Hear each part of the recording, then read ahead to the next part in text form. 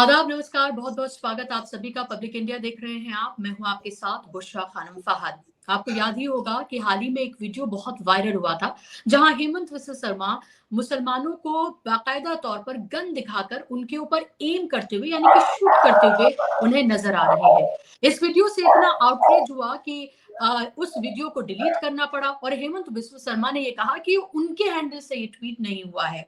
इससे पहले आपको याद ही है कि लगातार हेमंत विश्व शर्मा मुसलमानों के खिलाफ जिस तरह का जहर उगलते हैं वो किसी से छिपा नहीं है।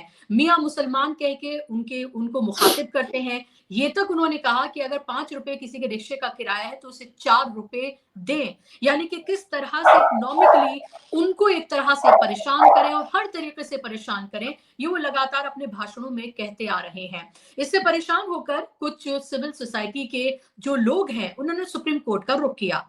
उन्हें क्या क्या चाहिए था कि सुप्रीम कोर्ट को आनन फानन में इस पर सुनवाई करते हुए एक तरह का नोटिस जारी करना चाहिए था हेमंत विश्व शर्मा के खिलाफ। लेकिन सुप्रीम कोर्ट ने क्या किया? सुप्रीम कोर्ट ने फटकार लगा दी उन सिविल सोसाइटी के लोगों को ही और कहा कि चुनाव से पहले इसको एक तरह से सुप्रीम कोर्ट को राजनीति का अखाड़ा ना बनाया जाए। उन्हें हाईकोर्ट जाने की सलाह दी गई और यहां तक कि जब ये कहा गया कि हाईकोर्ट यानी कि गुवाहाटी हाईकोर्ट की जगह कहीं दूसरी हाईकोर्ट जाने के लिए जब अभिषेक मनु सिंघवी ने कहा, जो कि वकील के तौर पर पेश हो रहे थे, उस पर भी सुप्रीम कोर्ट राजी नहीं हुआ। जस्टिस सूर्यकांत राजी नहीं हुए। सवाल ये उठ रहा है कि क्या मुसलमान इस देश के इक्वल बाशिंदे नहीं है? क्या ये सेलेक्टिव न्याय नहीं है? आइडियली ये होना चाहिए था कि सुप्रीम कोर्ट को खुद सुओ मोटो कॉग्निजेंस लेना चाहिए था या गुवाहाटी हाई कोर्ट को लेना चाहिए था, लेकिन ऐसा कुछ भी नहीं हुआ और इसीलिए इन लोगों को सुप्रीम कोर्ट का दरवाजा खटखटाना पड़ा। लेकिन वहां से भी निराशा हाथ लगी है। मेरे साथ सुप्रीम कोर्ट के जाने माने वकील बहुत बेबाकी से जो अपनी बातों को रखते हैं, अरुण अग्रवाल जी मेरे साथ जुड़ गए हैं। उनसे मैं ये समझूंगी कि सुप्रीम कोर्ट के इस रुख के और सीजीआई के इस रुख के मायने क्या हैं। अरुण जी, बहुत बहुत स्वागत आपका कार्यक्रम में। नमस्कार।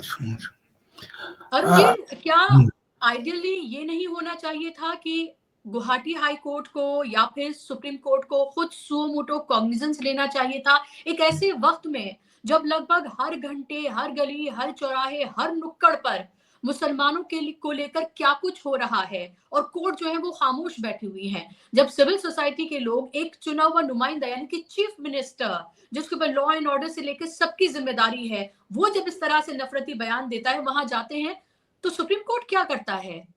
कैसे देखते हैं आप इसको? नमस्कार बुशरा जी।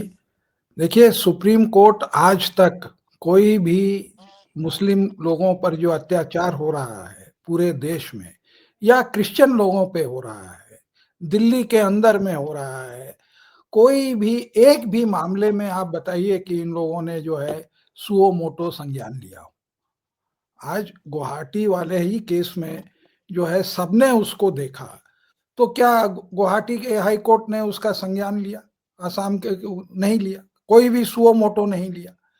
तो अब हेमंत विश्व शर्मा को ये मालूम है, जैसे कि निशिकांत दुबे को मालूम है कि हम कुछ भी बक दे बोल दें हम पर कुछ नहीं होगा। आप याद करिए सुप्रीम कोर्ट के खिलाफ क्या क्या उसने निशिकांत दुबे ने कहा था। तो सुप्रीम कोर्ट ने क्या कहा अंत में? क्या our shoulders are broad enough? तो ये सरकार ने जो है जानबूझ के सिलेक्शन प्रोसेस में इंटरफियर करके ऐसे जजों को चुना है, स्पेशली जो चीफ जस्टिस बनने वाले हैं, जो कि सरकार के खिलाफ कुछ नहीं करेंगे। और ये ट्रेंड आप एसआईआर में भी देख रहे हैं। आप याद करिए कि आप ही के प्रोग्राम में जब एसआईआर की बेंच बदल गई, तब मैंने कहा था कि एसआईआर विल हैपन। ये किस कब की बात है? जुलाई की बात है। और बहुत होगा तो आधार को अलाउ कर देंगे। तो आज जो है बीजेपी वाले लोग फॉर्म 7 से मुस्लिम के वोट्स जो हैं बाई एंड लार्ज डिलीट करा रहे हैं, जो हमको वोट नहीं करेंगे। और उसको सुप्रीम कोर्ट क्यों नहीं कुछ कर रहा है? क्योंकि उनको ये जो सत्ता में अभी हैं मेजॉरिटेरियन वाले, उसी कल्चर के हैं और वो उनको सूट करता है।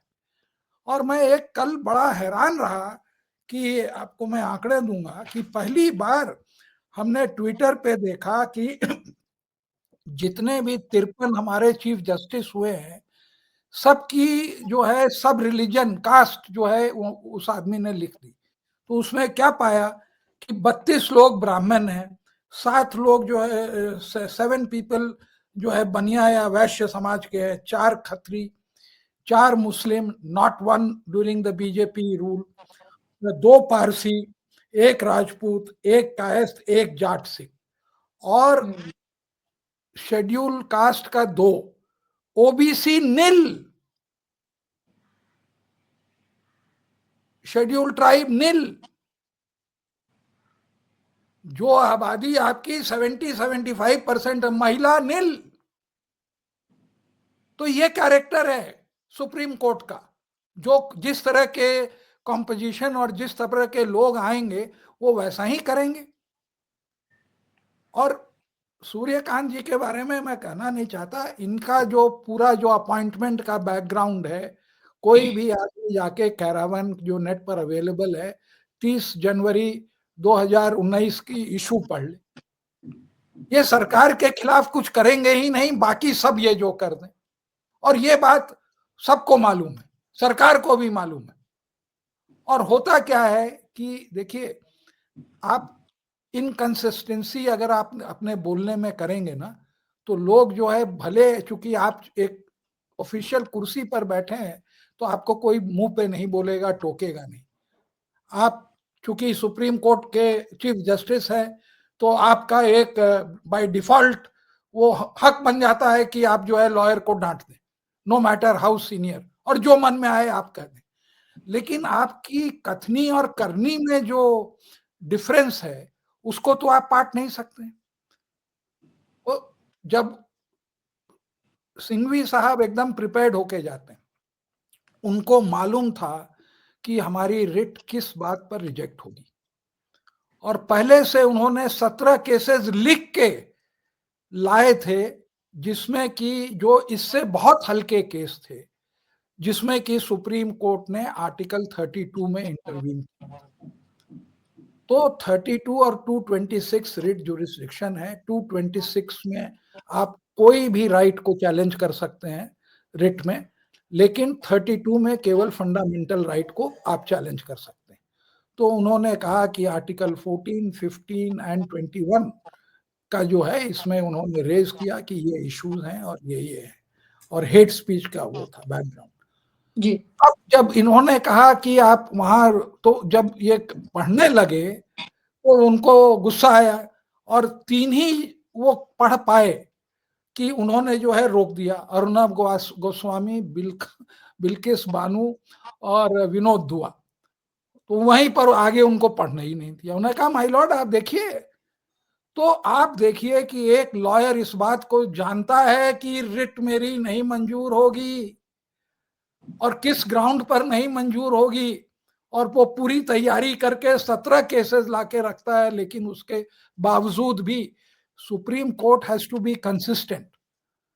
आप देखिए, अभी जब बैकवर्ड फॉरवर्ड वाला जो ये यूजीसी का हुआ, और उसमें जो अपर कास्ट के लोग थे एजिटेशन किया, बेगर कोई याचिका के छुट्टी में सुओ मोटो लेके उस पर स्टे लगा दिया, क्योंकि सरकार फंसी हुई थी।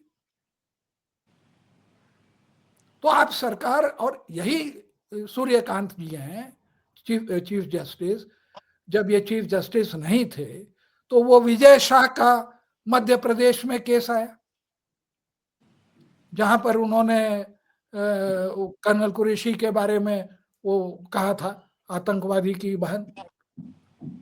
इतने बड़े अपशब्द को जब सुओ मोटो लिया जस्टिस अतुल श्रीधरन ने, तो उसमें अपील में तुरंत इंटरवीन किया। उस समय ये नहीं कहा कि हाई कोर्ट की इज्जत है, have trust in high court. When you don't trust your high court, what right do you have to tell others to trust, जबकि मैटर ऑफ नेशनल इंपॉर्टेंस है।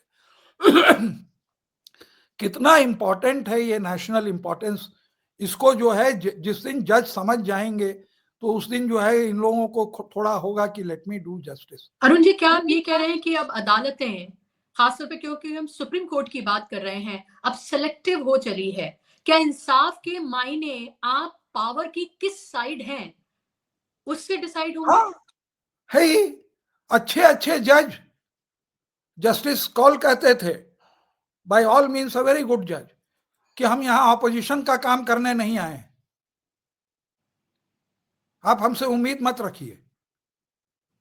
ये सुप्रीम कोर्ट के शब्द हैं। अगर किसी जज ने ये कहा, we are not here to do the rule. अरे भैया, आप ऑपोजिशन का काम मत करिए, आप जनता का तो करिए। क्या आपको ये डिस्क्रिमिनेशन नहीं दिख रहा है कि एक बंदूक से वो निशाना लगा रहा है और मुस्लिम को मार करके सिंबॉलिक, और कहता है कि इनको ये करो? Is it not a mock killing? आप कब जागोगे भाई? और इनको ये जितने हैं, आई एम सॉरी टू से, ये लोग को अकल होनी चाहिए कि हिंदू मेजोरिटिज्म में has no place, not only in India, anywhere in the world. आपके करोड़ों लोग माइग्रेट किए हुए हैं, लाखों लोग गल्फ में जाके काम करते हैं। आप यहां पर प्रोफाइलिंग करके लोगों के ऊपर अत्याचार करेंगे और कहेंगे कि भाई हम हिंदू स्टेट बनाएंगे, तो क्या वो जो जितने भी एंग्लो क्रिश्चियन जो कंट्रीज हैं वेस्टर्न के और अमेरिका के, और जितने भी मुस्लिम नेशंस हैं, क्या वो आपके खिलाफ नहीं रिटेलिएट करेंगे? क्या इनको इतनी अकल नहीं है जो गांधी जी कब के बोल गए कि in a world of tit for tat, eye for an eye, everybody will be blind? क्या इतनी सी इनको बात नहीं समझ में आती है? और किसकी रिस्पॉन्सिबिलिटी है? क्या कारण है कि निशिकांत दुबे हो या हेमंत विश्व शर्मा हो, कि इनको जो मन में आता है बोलते हैं और उनको मालूम है कि हमको कुछ नहीं होगा? तो ये एक आइसोलेटेड, और इसी की मैं बात आगे बढ़ाता हूं कि जी। अगर आप कहते हैं कि lawyer should have faith in the high court, तो आपने हाई कोर्ट को क्या किया? 56 जज हाई कोर्ट के आपने सुपरसीड करके जस्टिस पंचौली को जो है सुप्रीम कोर्ट लाए, क्योंकि वो चीफ जस्टिस बन जाए 1.5 साल के लिए। मैंने कहा ना कि वो चुनते हैं। क्या आपने वो 56 जजों के खिलाफ आपने जो है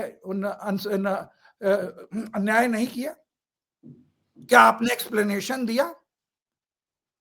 जिस तरह से आपने अतुल श्रीधरन का सही काम करने के लिए ट्रांसफर किया, और ट्रांसफर ऑर्डर में लिखा हुआ है 2 बार किया, एक बार छत्तीसगढ़ किया, फिर वहां पर वो कॉलेजियम की सीनियरिटी में आ जाते तो हटाने के लिए इलाहाबाद में किया, और उसमें लिखा कि सरकार के कहने पर किया। और आप पंचौली वाले अपॉइंटमेंट में आप दस्तखत तक नहीं करते हैं, क्योंकि वहां पे एक लेडी जज का डिसेंट है। तो जब आप, और इलाहाबाद हाई कोर्ट के वो जजों के ऊपर या दूसरे भी आप आम कुछ ना कुछ कमेंट पास कर देते हैं, तो एक जज ने कहा कि ये बेल के मैटर आप हटाइए हमारे यहां से। अरे, उनको भी उतना ही कानून आता है।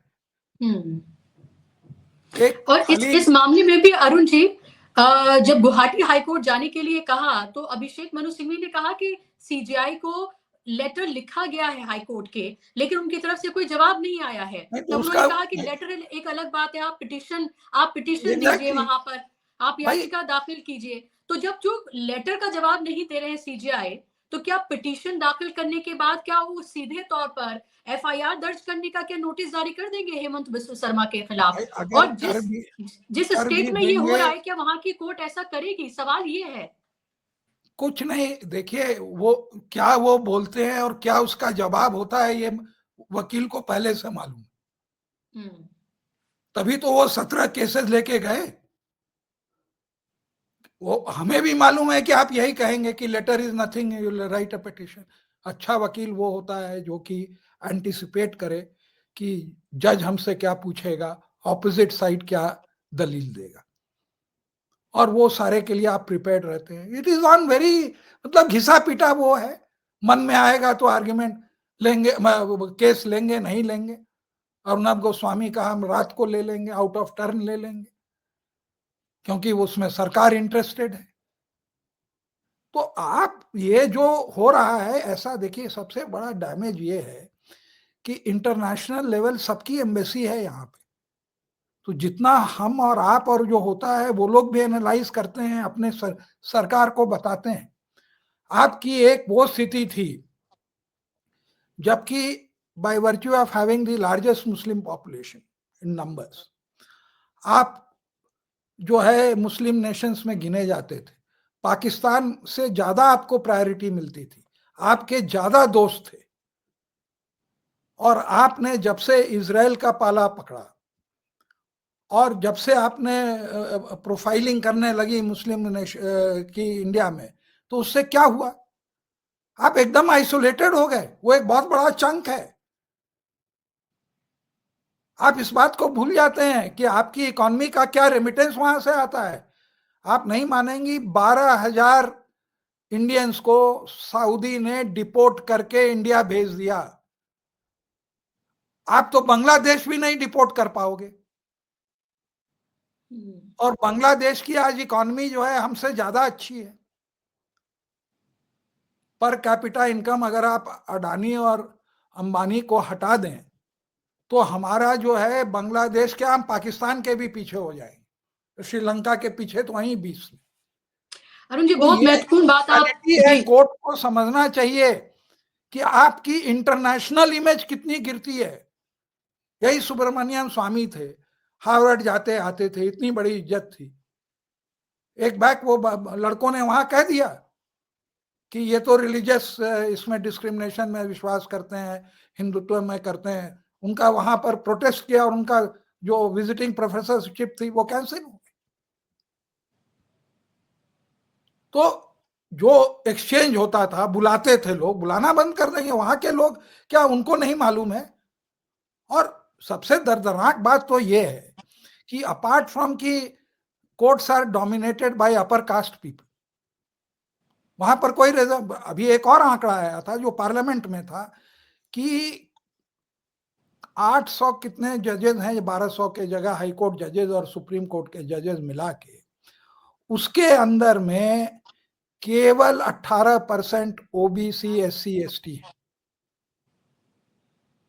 जबकि population ratio just the reverse. आप देखिए डिस्पैरिटी क्या रही है। You are thinking like a, तो ये मानसिकता जो आ गई है, जो जुडिशरी में दिखने लगी है, ये बहुत दर्दनाक है for the good of the nation. बहुत बहुत आप महत्वपूर्ण बात कह रहे हैं, और जो जिन आंकड़ों के साथ, आंकड़ों को रखते हुए आप जो बात कर रहे हैं वो बहुत महत्वपूर्ण है कि जुडिशरी पर आखिर किन लोगों का कब्जा है। और वही बात राहुल गांधी भी बार बार कहते हुए नजर आते हैं, वो अलग अलग इंस्टीट्यूशंस की वो बात करते हैं। मेरा सवाल ये है कि अरुण जी कि क्या अब तक ये था कि ED, CBI, IT, election commission, इन सब की बात होती थी कि कैसे सरकार के कब्जे में है, विपक्ष लगातार ये कहता रहा है। क्या हम जुडिशरी के हवाले से भी अब ये बात, बहुत हिचक रही हूं मैं कहने में, क्या कह सकते हैं? कल आपने वो वीडियो भी देखा होगा किस तरह से जो जग्गी बाबा हैं उनके पास जो है वहां पर सेना, रक्षा मंत्री वहां खड़े हुए हैं, और कैसे सेना के जो अलग अलग उसके अध्यक्ष हैं वो वहां पर पहुंचे हुए हैं। उस पर, उससे पहले हमने भागेश्वर धाम देखा था। आखिर ये देश किस तरफ जा रहा है, ये एक बड़ा सवाल है। मुसलमानों के साथ जो हो रहा है वो तो हम देख ही रहे हैं, और उनकी तो कोई एजेंसी ऐसा लगता है कि बची ही नहीं है। लेकिन बाकी देश में भी इंस्टीट्यूशंस के साथ जो पूरी तरीके से कोलैप्स हुई हुई हैं, या सत्ता के साथ मिलकर जिस तरह से काम कर रही हैं, देश किस तरफ जा रहा है, ये बहुत गंभीर सवाल है। नहीं नहीं, देखिए एक बात आपको मैं कहता हूं कि बहुत लोगों के लिए ये कन्वीनियंट है कि जो प्रेजेंट गवर्नमेंट है वो कंटिन्यू करे। That is there political choice. बोलते नहीं है, कुछ केस में हो जाता है, जैसे कलकत्ता हाई कोर्ट में हुआ कि आज जज साहब कुर्सी पर बैठे हुए थे और दूसरे दिन जाके रिजाइन करके इलेक्शन लड़के जाके पार्लियामेंट में बैठ गए। तो this is showing your political ideology, your cast bias, your religious bias is now showing. और इस बात को ये लोग समझें। और करप्शन की बात, 8,600 कंप्लेंट है against high court and supreme court जजेस। हमारे और आपके क्या, मैं एक बात पूछना चाहता हूं सारे कॉलेजियम के जजेस से कि जब हाई कोर्ट के जजों का सिलेक्शन होता है तो क्या आप ये देखते हैं कि किस जज के खिलाफ कितने कंप्लेंट हैं और किसके खिलाफ एकदम कंप्लेंट नहीं है, and make it a criteria for selecting. एक जज को मैं नाम नहीं ले लूंगा जानबूझ के खिलाफ इतनी कंप्लेंट्स हैं, अगर आप पढ़िए, casteism, corruption, under valuation of property, ये सारी चीजें एक सुप्रीम कोर्ट के जज के उसमें लेटर में लिखा हुआ है, और उसको आप कंसिडर, और उसमें अगर एक भी सच निकल जाए of all those complaints, bail देना नारकोटिक्स केस में, अगर एक भी सच निकल जाए तो वो आदमी जो है जज नहीं बन सकता है। तो ऐसे लोग प्रमोट हो रहे हैं। तो आपका कॉलेजियम सिस्टम एकदम खराब, एकदम खत्म हो गया है।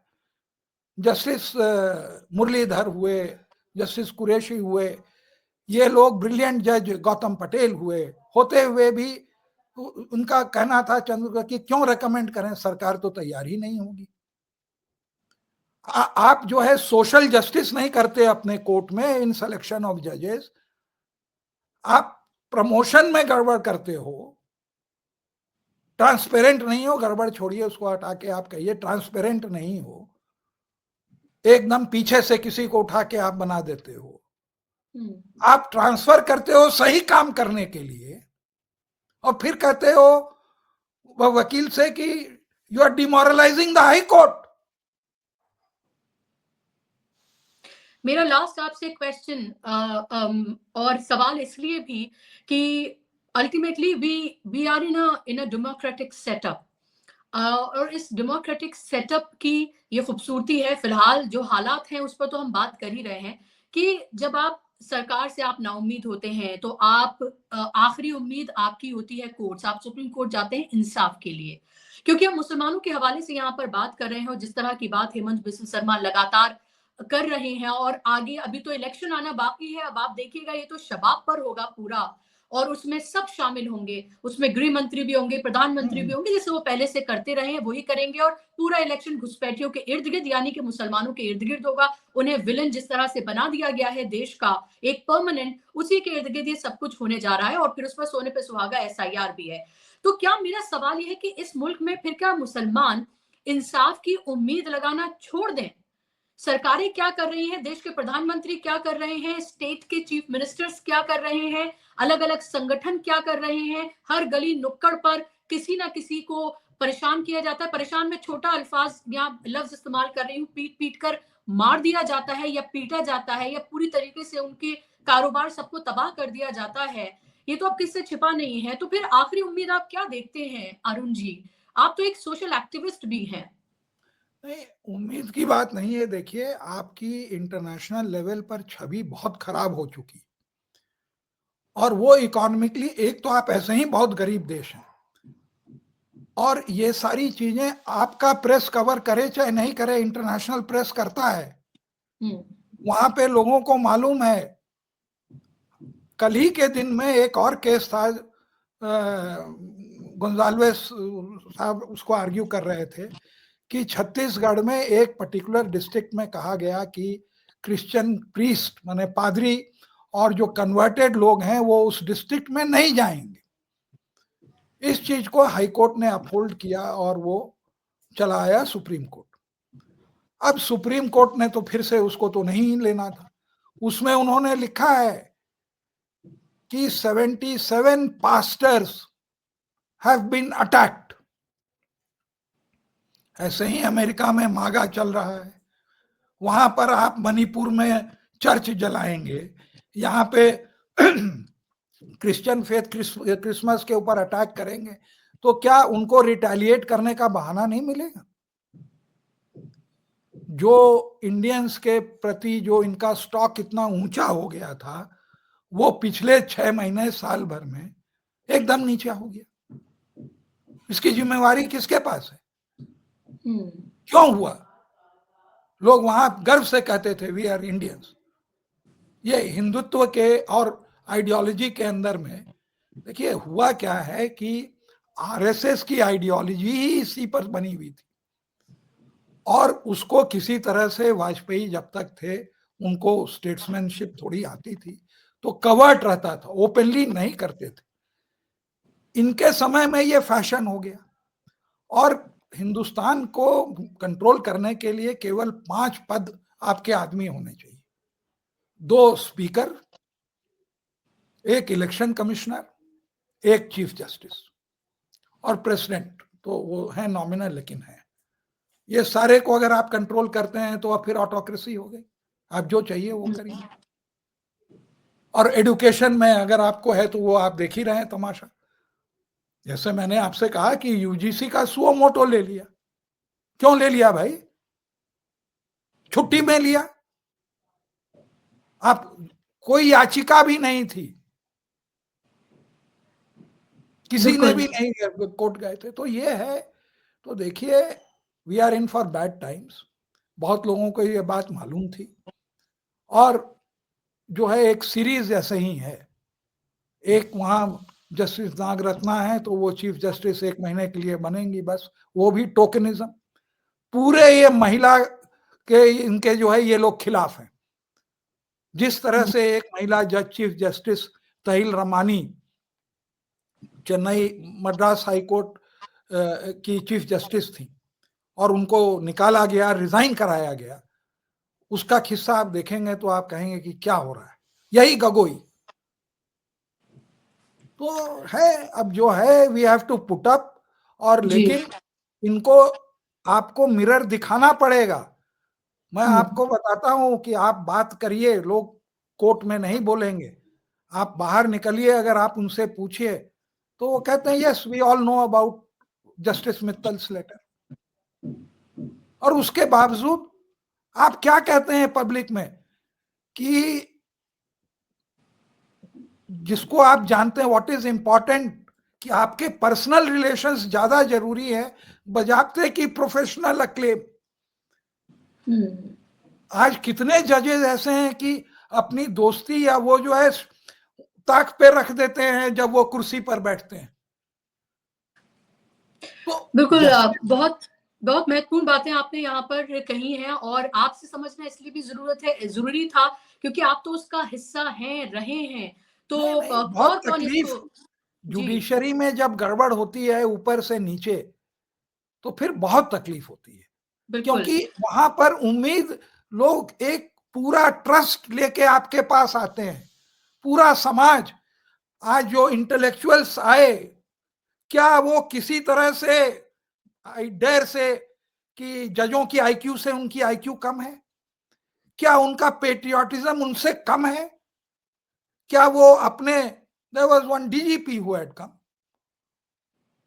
तो क्या वो किसी मामले में आपसे, लेकिन आपके यहाँ जस्टिस की गुहार लेने आए तो जो आप मिनिमम कर सकते थे वो आपने नहीं किया।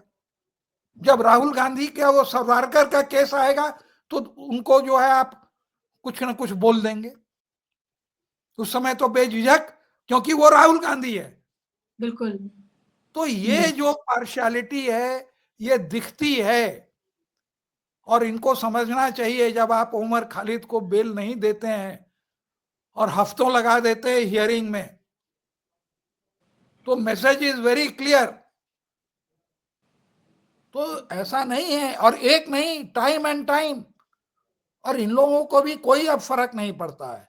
वही बात है कि प्रोफेशनल अक्लेम से कोई मतलब नहीं है, personal relations are more important, एक खुल के कहा। और एक बात और बताऊं जाने के पहले, जी खत्म, जी